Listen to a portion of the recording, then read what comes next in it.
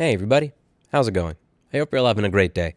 So there's a story that a lot of you have wanted me to comment on, which is a man that blew up his Tesla Model S because he was mad that it was going to cost about $22,000 to repair. It looks like he had this car for a short period of time. He purchased it used, and it was giving him issues after about 930 miles or so. And when he took it to the repair center, they said it was going to cost him $20,000 in his currency, which is about 22,480 US dollars at this point in time, to have the battery replaced. The warranty on this car had expired. We're talking about a car that was manufactured around 2012, so we're getting close to 10 years now, and it had no warranty anymore, so that's what it was going to cost. He was quite mad at this, so he blew the car up. And I wanted to talk about this a little bit. The first thing to go over here is that this is a different case than the Rich Rebuilds case that I discussed a few months ago. Here, where they were talking about a $16,000 bill to fix a nozzle, we were talking about a battery pack that was fully fine, the cells were healthy, the battery was fairly close to new, and the battery stopped working because it got hit by a piece of road debris and something on a coolant line fell off. That is a bit egregious because A, in my opinion, if it's something that's subject to being hit by road debris and can kill a $16,000 part, you'd expect that it be made modular, and B, even if it's not made modular, the fix that Rich Rebuilds did, in my opinion, is a fine fix that's going to last a long time. To not offer something like that and just say $16,000 to replace the entire battery when the cells are fine, that's a bit insane.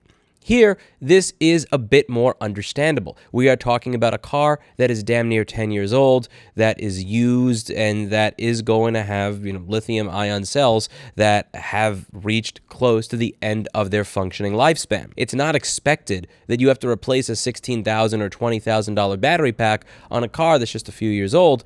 But on a car that is 10 years old, that is something that you expect. There's no way that I could blame Tesla for the fact that 10 years into a car's life, the lithium-ion battery cells have degraded, because that's technology. The technology that was available for lithium-ion batteries in 2012, and dare I say it, even today, you're doing pretty well if 10 years in your battery still works at all. What you don't expect is that to be the bill when you might be able to get away with replacing certain modules. So, for instance, with my e-bike batteries, I have had cases where I have to open it up and I have to rebalance them. And again, the modules will age differently. Some cells will deal differently than other cells, and sometimes you don't have to replace an entire e-bike battery that may have 144 cells because you have one bank of, like 9 cells or 7 cells that are not really up to snuff. So you just take that bank out, you put another bank in, and listen, it's not going to be matched as well as a new battery, but it is a savings over a new battery, and that's something that Rich Rebuilds has offered, and he's talked about that in some of his videos on his channel here that I discussed in this video that I did a while back. And he has offered this as a service to his clients, where what they'll do with Electrify Garage is they'll say, listen, your entire battery is not bad. It has this bank or this bank, which is the worst one. We can swap that out for another one. We can, put everything back together. We can, calibrate it or whatever it is that they do with the BMS in order to get the charge to be as even between them as possible. And then he gives the car back to the customer. And this is often a sensible option. If you have a car that's 10 years old, you may be totally fine with a $3,000 repair bill instead of a $22,000 repair bill, even if it's not perfect. The thing is that Tesla is not always offering you the option of just doing, a particular bank of batteries. They're often offering you the entire battery or nothing, which again, if you're talking about a 10-year-old car, the car, even when it's in good condition, may not be worth the $22,000 that they are looking to charge you, so that's something that doesn't make sense. So this gentleman decided that he was going to make a spectacle of it and that he was going to blow his car up. And you can see that he did a video here blowing his car up, and it's mildly amusing. He gets it from a bunch of different angles. He's got it in slow motion, all different types of stuff, and he decided to take his car somewhere and have a team of people blow the thing up, which is a statement. The statement there is, $22,000 repair bill on a car that I've driven for 932 miles. Screw that. Again, it's used. I have no idea how many miles the thing has got on it at this point in time, but I can understand his frustration. Now, what's interesting to me is the coverage of the issue when you read how people are describing it. This article over here in autoevolution.com says, so was this right? Is destruction of property, including one's own, ever the right approach? Depends on how you look at it. This was his Tesla, and as such, he had every right to do what he wanted, but make no mistake, this was a show, and a well-orchestrated one at that. It was meant to get him monetized clicks. Otherwise, he would have sold his Model S for scrap, promised himself never to give Tesla money, and gone on with his life. Instead, he chose to put on a performance. It's a good-looking one, to be sure, the way the explosion was rigged and how it was filmed, the special lighting, the edit in the video, including the dramatic intro from the narrator, the spectacular drone shots, the helicopter surprise drop, it all served to sell the story. In fact, Guardian relied so heavily on visual cues that he didn't even feel the need to tell the whole story of the trouble with his Tesla. That's not to say his actions were unjustified or understandable, just the sincerity would have been better appreciated, as idealistic as this may sound. Sincerity. So what are they saying here? They're implying that there's a lack of sincerity. There's the implication, again, when they say, this is meant to get monetized clicks. This is meant for attention. He didn't even tell the whole story. What whole story? His car stopped working. He took it to the dealer. They said it would be $22,000 to fix it. So he said, fuck that, and blew it up. That's the story. And, what I find interesting about the media coverage of this, because, by the way, this is not the only article written like this. There are many articles written like this. Rather than the focal point of the conversation being that not having partial repairs for decade-old cars for batteries so that people actually see them as a viable option when it comes to repairability, that what we're doing is replacing whole batteries, and that's not a good idea if we want EV adoption. The focus is, look at Rich Rebuild's farming clicks. Look at this person farming clicks. They just want clicks. They just want people to view his stuff. It's like, if I write a book on something, imagine I write a book on something, and somebody's like, you just want people to read your book. You just want to sell your book. And then I say, well, actually, I gave it away free to the library. I didn't make any money on it. Oh, you just want people to know who you are. You just want people to know who you are. It's so disgusting when people do this, which is, instead of actually looking at the evidence or the arguments that are presented, when they don't have a counter argument to what's presented, when they don't have anything to add to the conversation, they just kind of default to this thing of like, you're just doing it to get monetized clicks. And I realized this because I didn't turn on monetization on this YouTube channel until about 4.5 or 5 years ago. For the first, 3 or 4 years of this YouTube channel, I didn't have monetization turned on. And I would get this all the time. Anytime I brought up a criticism of Apple, you're just doing this to make money off views. And I would go, well, A, if I had monetization turned on, this video would have made me $1. And B, monetization's turned off. You would know that because there's no ads on my video. And then they would just follow up with like, oh, yeah, you're just doing it to make money off of it somehow. And it's like, this is the default that people go to when they just don't have an argument. It's boring and it's dumb. And let's say that this person was looking to get rich off of this, right? Let's say, hypothetically speaking, that he thinks that he is going to surpass me and Rich Rebuilds and everybody else in subscribers 1 week from now because of all the attention this gets. Okay. So?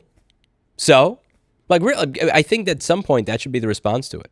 Because there's this implication there. And the thing is, none of these outlets have the balls to say it. Most of them don't, because it would require a set of balls to actually accuse them of this, to say, you're lying, or that's wrong. Like, this is the same thing in my comments I'll get all the time. They'll say, you did this video to get clicks. And it's like, am I wrong? Hypothetically speaking, let's say that when you view my channel from oldest video to newest video, that when you look at the first video, you honest to God believe that this was me trying to become famous, not just random dude yelling at his camera as an outlet. If you honestly believe this is about that, let's just say that's true. So what? Does it make any of the arguments that are created incorrect? Does it make them wrong? Did he make something up? Is that not what Tesla will charge you for a battery if you take in a 2013 Model S that is not functioning properly? Do they not have a policy where they were willing to do module swap outs as opposed to the whole battery?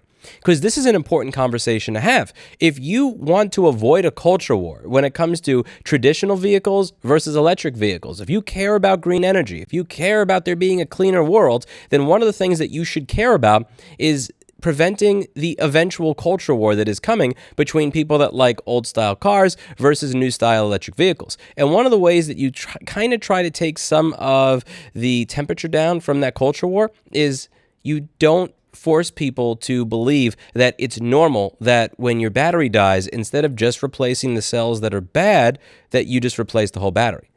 Because that's insane. That really is insane. Again, we're not talking about a new vehicle here. We are talking about a 10-year-old vehicle.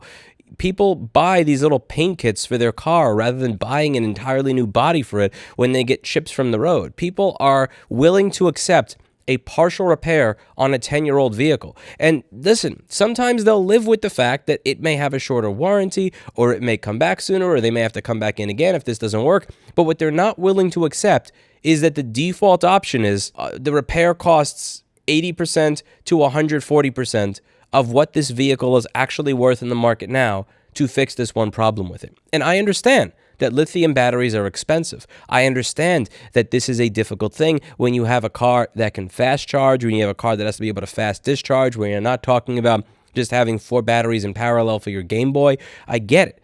But at the same time, there are many people out there who have been able to do, okay, let's just figure out which bank is bad, which banks are unacceptable, let's put them back in, let's match the cells, and give it back to a customer that have had working cars. This is something that we need to solve. This is a problem. Just because you make fun of this person because you think that he wants to farm clicks, just because you hate Rich Rebuilds because you think he wants to farm clicks, or hate me because we want to farm okay, where are we wrong? Are we wrong when we say that if your only option to repair a vehicle is $22,000 because you refuse to do a partial repair that will get that customer back on the road safely and have a vehicle that's fully functional? Explain how we are wrong when we say that your normal, average, everyday person looking at this looks at this and says, fuck that, I am never buying an electric car. Do you believe that that is honestly going to help proliferate electric vehicles into the world? If you believe that that's a good strategy, then why? Defend it, and defend your strategy without being mad at people because somebody actually clicked on their fucking article or their fucking video instead of yours. Let me know what you think in the comments down below. Do you think that I'm going a little bit overboard here, or do you think that when it comes to these issues that most of the time people wind up attacking the person who brings it up rather than actually engaging with the arguments that they've made? Obviously, I'm biased here because I hear this shit every single day. And the reason that for me personally, I know it to be bullshit is because I did not turn on monetization for about the first 4 years of my channel. And I was hearing this shit back when I had like 80 subscribers and 3 views a video, which is why I believe that it's just cope. That's why I just believe someone's just huffing on copium. Because like when you have 80 subscribers and like 3 to 5 views a video, the idea that I was even making enough to be able to buy Mr. Clinton greenies off of this channel if I tried was a joke at best. Let me know what you think in the comments down below. That's it for today. And as always, I hope you learned something. Oh, by the way, Merry Christmas.